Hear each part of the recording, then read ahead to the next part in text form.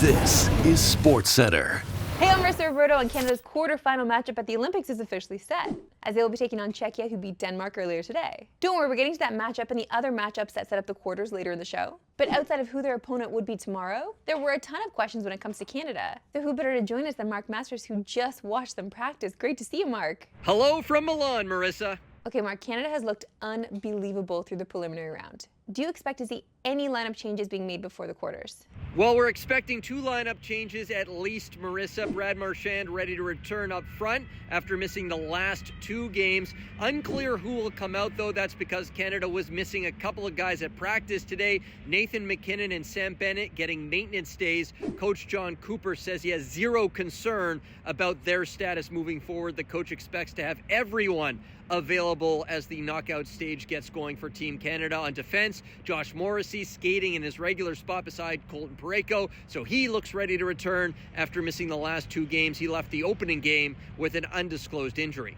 Jordan Binnington was shaky against the French. Is Canada considering a goalie change, and if not, should they be? Well, I'm not even sure it's fair to say he was shaky against the French. I mean, it was such a weird game. He wasn't tested much.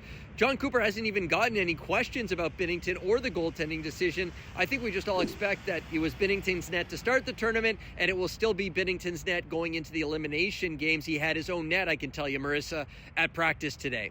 Mark Masters, a pleasure as always. Ciao for now, Marissa.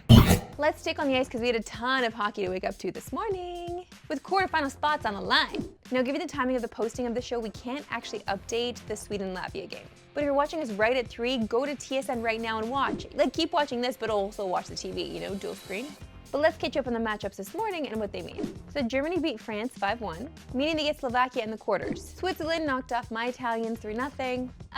The end of a wonderful run. Honestly, they had no NHL players in that team, so considering, I think they did pretty good. And Switzerland will get Finland in the quarters. And we already told you off the top of the show, Czechia beat Denmark, meaning they will face Canada. Honestly, we've got some pretty great matchups for these quarters, and we don't even know the 4th game yet. But if it is Sweden-USA, oh boy, what a banger that'll be.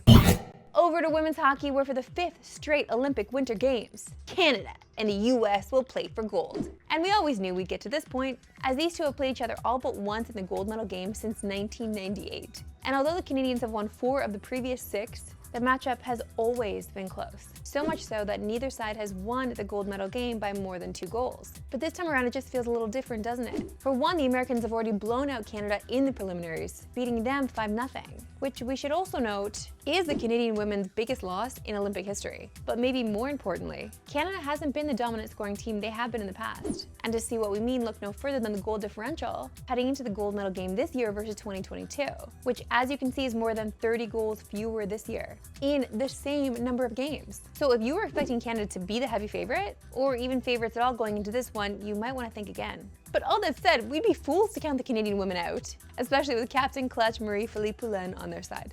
As if you weren't aware, she has a case for being the top big game player literally in sports history.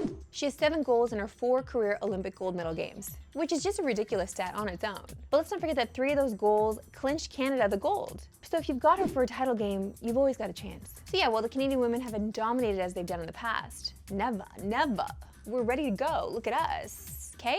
I'm ready to party. Time now for my favorite segment and yours, Why We Love Sports Today. Why we love sports today.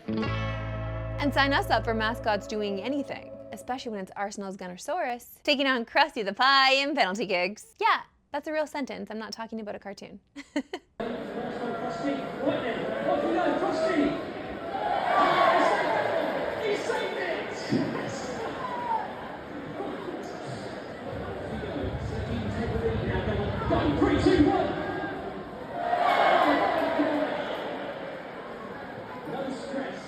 Krusty the Pie had no chance at winning this at all. Dude can't even see, he has 0 periphery. He's totally top heavy. How is he supposed to save anything? Now joined by our gambling guy, Wes Chang. Great to see you, Wes. Hey, great to see you, Marissa. The All-Star game has come and gone, and we are entering the stretch run of the regular season. Is there anything in the future market that has caught your eye? I like SGA to win Clutch Player of the Year. It's plus 750 right now. There's 5 guys 15-1 or shorter. If the award were to end today, Shai absolutely is the most deserving guy. He's got 8 less points than Tyrese Maxey for total clutch points, but he's played 47 less clutch minutes. OKC, they're not invincible either going the rest of the way. They've been 7-7 over the last month. J-Dub went down with that hamstring injury yet again. They have a lot of tough games coming up against the elites of the NBA. I don't think they're going to have a cakewalk all the way to the postseason. They're going to have some tough games. SGA is going to have to play, be the ball carrier, especially with J-Dub gone. At that price, I absolutely think that it's good value when you consider the other options ahead of him. Wes Chang, a pleasure as always. Hey, thanks for having me. That's it for me today. We'll see you back tomorrow at 3 Eastern. No Pacific. Have a good one. Go Canada.